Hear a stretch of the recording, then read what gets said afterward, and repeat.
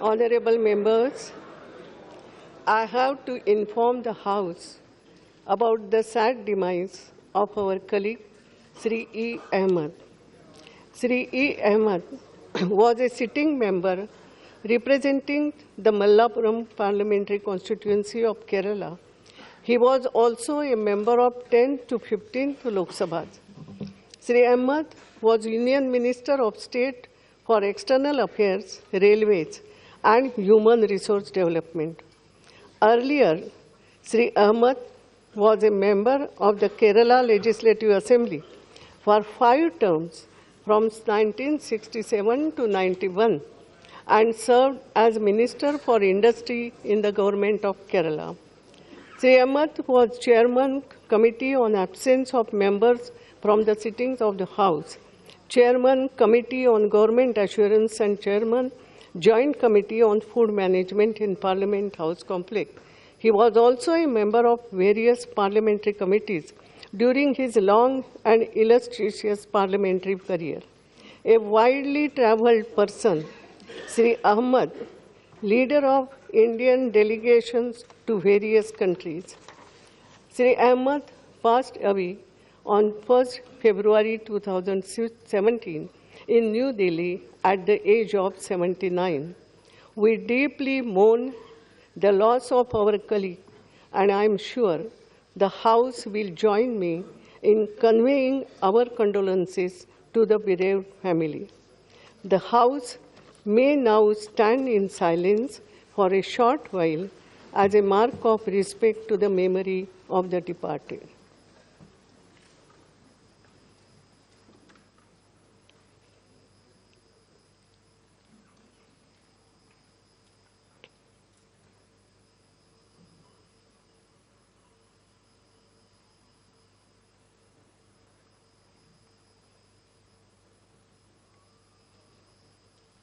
Om Shanti.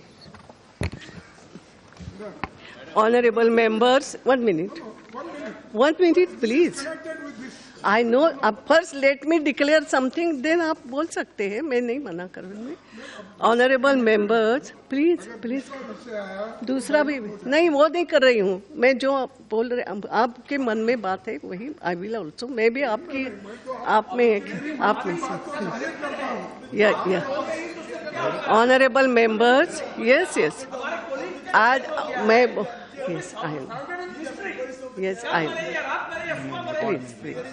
Honorable members, as you are aware that in the event of death of a sitting member, the House is adjourned for the day as a mark of respect after obituary reference to the passing away of the member is made in the House. I would have adjourned the House for the day, but today's sitting has been specifically fixed by the Honorable President for presentation of the Union Budget for the financial year 2017-18, which is a constitutional obligation.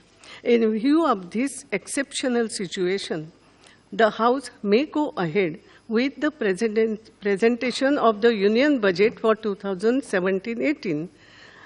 However, the House would not sit tomorrow as a mark of respect to the deceased person. So now, Honorable Finance Minister.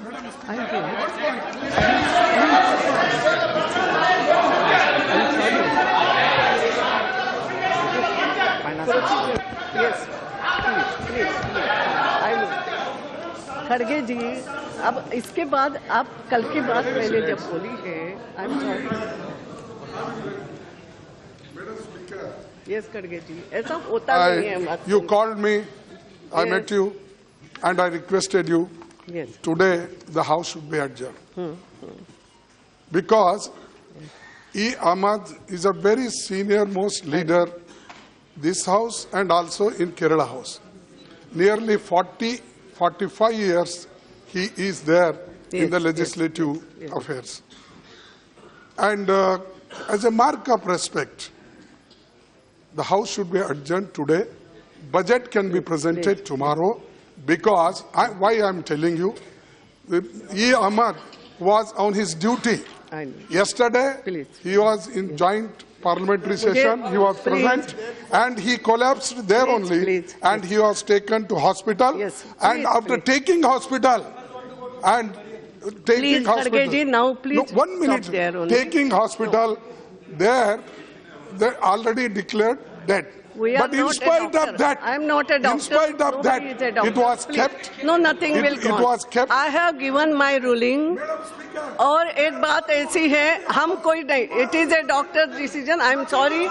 और कल हम respect करेंगे. मैंने कहा है. All of us, we also respect him. No doubt. So now, please, Honorable Minister, yes, please cooperate with me. Please cooperate. सभी को से बात करें. I am sorry.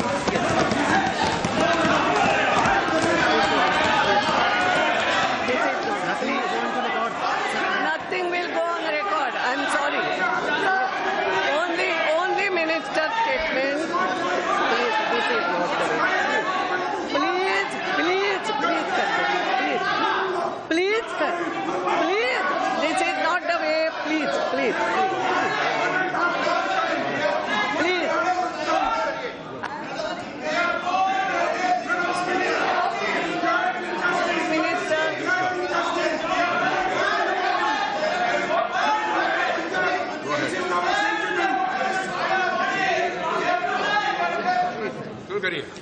Madam Speaker. Madam Speaker, on this auspicious day of Vasant Panchami, I rise to present a budget for 2017-18. Spring is a season of optimism. I extend my warm greetings to everybody on this occasion. Madam Speaker, our government was elected amidst huge expectations of the people. The underlying theme of countless expectations was good governance. The expectation included burning issues like inflation and price rise, corruption in day-to-day transaction, and crony capitalism. There was also an expectation from a major change in the way the country's natural resources were allocated, processed, and deployed. In the last 2.5 years, it has been our mission to bring a transformative shift in the way our country is governed. We have moved, Madam, from a discretionary-based administration to a policy and system-based administration. From favoritism to transparency and objectivity in decision-making. From blanket and loose entitlements to targeted delivery, and from an informal to a formal economy. Inflation, which was in double-digit, has been controlled. Sluggish growth has been replaced by high growth, and a massive war against black money has been launched. We have worked tirelessly on all these fronts and feel encouraged by the unstinted support to the people by our initiatives. The government is now seen as a trusted custodian of public money. I take this opportunity to express our gratitude to the people of India for their strong support. We shall continue to undertake many more measures to ensure that the fruits of growth reach the farmers, the workers, the poor, the scheduled caste and the scheduled tribes, women and other vulnerable sections of our society. Our focus will be on energizing our youth to reap the benefits of growth and employment. Madam Speaker, I am presenting this budget when the world economy faces considerable uncertainty in the aftermath of the major economic and political developments during the last 1 year. Nevertheless, the International Monetary Fund estimates that the world GDP will grow by 3.1% in 2016 and 3.4% in 2017. The advanced economies are expected to increase their growth from 1.6% to 1.9% and emerging economies from 4.1% to 4.5%. As per the current indications, macroeconomic policy is expected to be more expansionary in certain large economies. Growth in a number of emerging economies is expected to recover in 2017, after relatively poor performance in 2016. There are positive signs and point to an optimistic outlook in the next year. There are, however, three major challenges for emerging economies. First, the current monetary policy stance of the United States Federal Reserve to increase the policy rates more than once in 2017 may lead to lower capital inflows and higher outflows from emerging economies. Second, the uncertainty around the commodity prices, especially that of crude oil, has implication on the fiscal situation in emerging economies. It is, however, expected to increase, if any, in the oil prices would get tempered by quick response from the producers of shale gas and oil. This would have a sobering impact on the prices of crude and petroleum. Third, in several parts of the world, there are signs of increasing retreat from globalization of goods, services and people as pressures for protectionism are building up. These developments have the potential to affect the exports from a number of emerging economies, including India. Amidst all these developments, India stands out as a bright spot in the world economic landscape. India's macroeconomic stability continues to be the foundation of our economic success. CPI inflation declined from 6% in July 2016 to 3.4% in December 2016 and is expected to remain within the RBI's mandated range of 2 to 6%. Favorable price developments reflect prudent macroeconomic management, resulting in higher agricultural production, especially in pulses. India's current account deficit declined from about 1% of the GDP last year to 0.3% of the GDP in the first half of 2016-17. Foreign direct investment increased from 1,07,000 crores in the first half of last year to 1,45,000 crores in the first half of 2016-17. This marks an increase of 36% despite 5% reduction in global FDI inflows. Foreign exchange reserves have reached $361 billion as on 20th January 2017, which represents a comfortable cover of about 12 months of imports. The government has also continued with the steady path of fiscal consolidation without compromising on public investment requirements of the economy. Externally, the economy successfully weathered a number of shocks: the redemption of the FCNR deposits, volatility from the US elections, and the Fed rate hike. According to the IMF, India is expected to be one of the fastest growing major economies in 2017. A number of global reports and assessments over the last 2 years have shown that India has considerably improved its policies, practice, and economic profile. These are reflected in the Doing Business report of the World Bank, World Investment Report 2016 of the UNCTAD, Global Competitiveness Report of 2015-16 and 16-17 of the World Economic Forum, and several other reports. India has become the 6th largest manufacturing country in the world, up from the 9th position previously. We are seen as an engine of global growth. In the last 1 year, our country has witnessed historic and impactful economic reform and policy making. In fact, India was one of the very few economies undertaking transformational reforms. There are two tectonic policy initiatives, namely the passage of the Constitution Amendment Bill for the GST and the progress for its implementation, and the demonetization of the high denomination bank notes. The advantages of the GST for our economy in terms of spurring growth, competitiveness, indirect tax simplification, greater transparency have already been extensively discussed in both houses of Parliament. I thank all members of both houses for having passed the Constitution Amendment unanimously. I also thank the state governments for resolving all the relevant issues in the GST Council. Demonetization of high denominational banknotes was a continuation of a series of measures taken by our government during the last 2 years. It is a bold and decisive measure. Yes. For several decades, tax evasion for many had become a way of life. This compromises the larger public interest and creates an unjust enrichment in favor of the tax evader to the detriment of the poor and the deprived. This has bred a parallel economy which is unacceptable in an inclusive society. Demonetization seeks to create a new normal wherein the GDP would be bigger, cleaner and real. The exercise is a part of our government's resolve to eliminate corruption and black money, counterfeit currency and terror funding. Like all reforms, this measure is obviously disruptive as it seeks to change the retrograde status quo.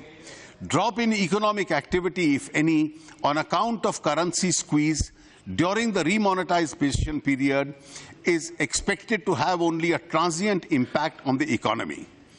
I am reminded here of what the father of the nation, Mahatma Gandhi, had said: a right cause never fails. Demonetization has a strong potential to generate long-term benefits in terms of reduced corruption, greater digitization of our economy, increased flow of financial savings, and greater formalization of the economy, all of which would be eventually lead to higher GDP growth and tax revenues. Demonetization helps to transfer resources from the tax evaders to the government, which can use these resources for the welfare of the poor and the deprived. There is early evidence of an increased capacity of banks to lend at reduced interest rates and a huge shift towards digitization amongst all sections of society. We firmly believe that the demonetization and the GST, which were built on the third transformational achievement of our government, namely the JAM vision, will have an epoch-making impact on the economy and the lives of our people. Madam, we are at an important point in the path of our growth and development. इस मोड़ पर घबरा के न थम जाइए आप, जो बात नहीं है उसे अपनाइए आप, डरते हैं नई राह पे क्यों चलने से, हम आगे आगे चलते हैं आइए आप. The pace of remonetization has picked up and will soon reach comfortable levels. The effects of demonetization are not expected to spill over to the next year. Thus, IMF, even while revising India's GDP forecast from 2016 downwards, has projected a GDP of 7.2 and 7.7% in 2017 and 18 respectively. The World Bank, however, is more optimistic and has projected a GDP of 7% in 2016-17, 7.6% in 17-18, and 7.8% in 18-19. This pickup in our economy is premised upon the policy and determination to continue with economic reforms, increase in public investment in infrastructure and development projects, and export growth in the context of an expected rebound in the world economy. The surplus liquidity in the banking system created by demonetization will lower the borrowing costs and increase the access to credit. This will boost economic activity with multiplier effects. The announcements made by the Honourable Prime Minister on the 31st of December 2016 addresses many of the key concerns of our economy at this juncture, such as housing for the poor, relief to the farmers, credit support to the MSMEs, encouragement to the digital transactions, assistance to pregnant women and senior citizens, and priority to Dalits, tribals, backwards, and women under the Mudra Yojana. My overall approach while preparing this budget has been to spend more in rural areas, infrastructure, and poverty alleviation, and yet maintain the best standards of fiscal prudence. I have kept in mind the need to continue with economic reforms, promote higher investments, and accelerate growth.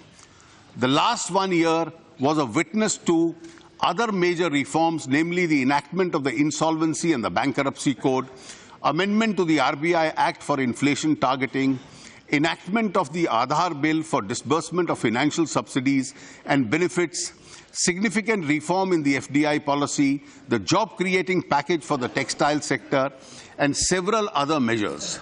We will continue to process the process of economic reforms for the benefit of the poor and the underprivileged.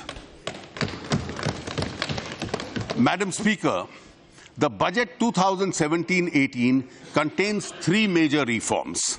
First, the presentation of the budget has been advanced to the 1st of February to enable the Parliament to avoid a vote on account and pass a single appropriation bill for 17-18 before the close of the current financial year. This would enable ministries and departments to operationalize all schemes, projects, including new schemes, right from the commencement of the next financial year. They would be able to utilize the available working season before the onset of the monsoons. Second, the merger of the railway budget with the general budget is a historic step. We have discontinued the colonial practice prevalent since 1924. This decision brings railways to the center stage of the government's fiscal policy and would facilitate multimodal transport planning between the railways, highways, and inland waterways. The functional autonomy of the railways will, however, continue. Third, we have done away with the plan and the non-plan classification of expenditure. This will give us a holistic view of allocation for sectors and ministries. This would facilitate optimal allocation of resources. Madam Speaker, we are aware that we need to do more for our people. Continuing with the task of fulfilling the people's expectations, our agenda for the next year is transform, energize, and clean India, that is Tech India. This agenda of Tech India seeks to transform the quality of governance and the quality of life of our people, energize various sections of society, especially the youth and the vulnerable, and enable them to unleash their true potential, clean the country from the evils of corruption, black money, and the non-transparent political funding. I propose to present my budget proposals under 10 distinct themes to foster this broad agenda. The themes are: 1. Farmers for whom we have committed to double their incomes in 5 years. 2. Rural population, providing employment and basic infrastructure. 3. Youth, energizing them through education, skills, and jobs. 4. Poor and the underprivileged, strengthening the system of social security, healthcare, and affordable housing. 5. Infrastructure for efficiency, productivity, and quality of life. 6. Financial sector, growth and stability through stronger institutions. 7. Digital economy for speedy accountability and transparency. 8. Public service, effective governance and efficiency of service delivery through people's participation. 9. Prudent fiscal management to ensure optimal deployment of resources and preserve financial stability. And 10. Tax administration, honoring the honest. Farmers. The Indian farmer has once again shown his commitment to the resilience in the current year. The total area sown under Kharif and Rabi seasons are higher than the previous year. With a better monsoon, agriculture is expected to grow at 4.1% in the current year. In last year's budget speech, I focused on income security to farmers to double their income in 5 years. I had also announced a number of measures. We have taken more steps to enable farmers to increase their production and productivity and to deal with the post-harvest challenges. For a good crop, adequate credit should be available to farmers in time. The target for agricultural credit in 2017 and 18 has been fixed at a record level of 10 lakh crores. इस साल madam 10 lakh crore किसानों को credit के रूप में उसका प्रावधान किया गया है.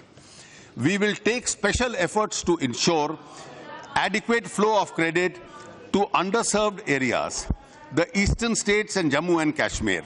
The farmers will also benefit from the 60-day interest waiver announced by the Honorable Prime Minister in respect of their loans from the cooperative credit structure. About 40% of the small and marginal farmers avail credit from the cooperative structure, the primary agricultural societies at the end of the year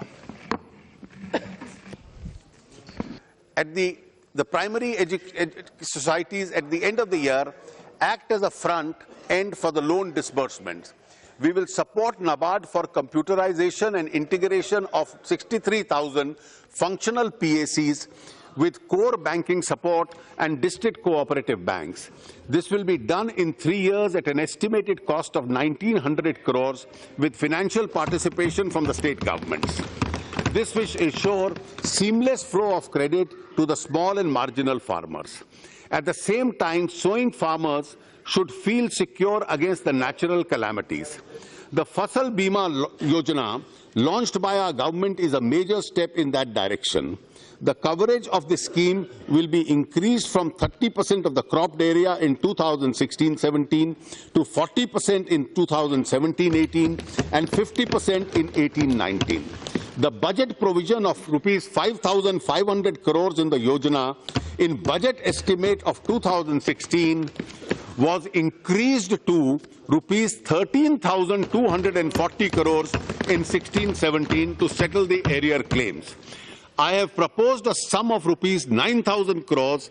The sum insured under the Yojana has been more than doubled from 69,000 crores in the Kharif 2015 to 1,41,625 crores in the Kharif of 2016.